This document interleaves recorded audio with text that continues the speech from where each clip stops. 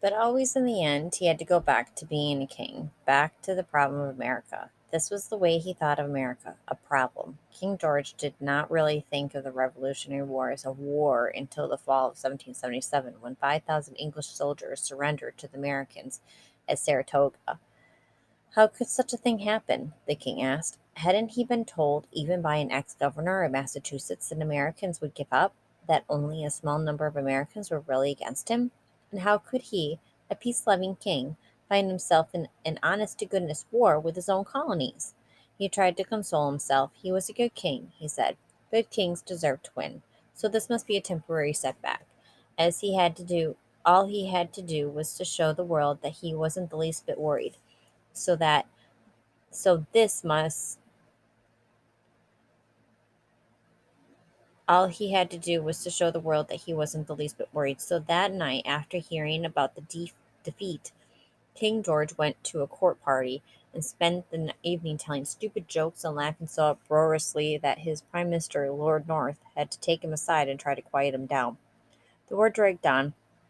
France, impressed with the victory at Saratoga, joined the war on America's side. There were people in England now that who wanted to stop fighting, but not George. No, no, no, never, never. No independence, no peace without honor.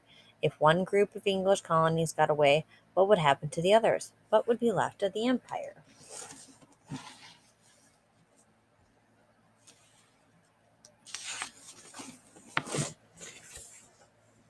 But no matter how he showed himself in public, privately George was depressed. The world was not staying settled, everything in place the way he liked it.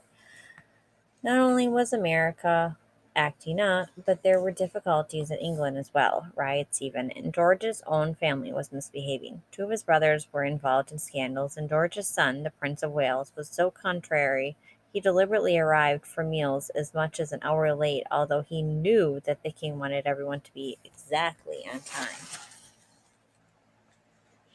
On November 25th, 1781, the news reached London that the English army under General Cornwallis had surrendered at Yorktown to General Washington.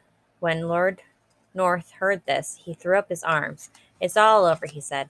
But the king said nothing was over. They still had ships, hadn't they? He named them. They still had officers. He had learned their names too. They still had troops. They still had guns and gunpowder. King George set his lips firmly and wrote a letter to the Secretary of State for America. This defeat, he said, should not make the smallest difference in their plans. Still, King George was so upset that when he dated the letter, he forgot to record the hour and minute of the writing.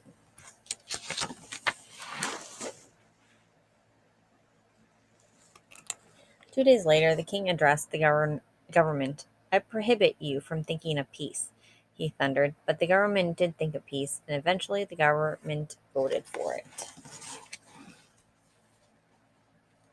So now what? King George couldn't fight the war all by himself. He couldn't chop off the heads of all those who had voted for peace.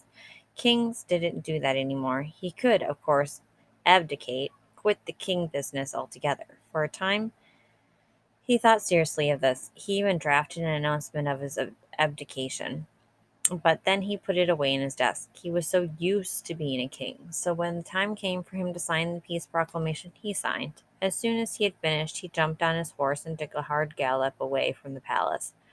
When the time came to announce in public the separation of the two countries and the independence of America, he swallowed hard and announced.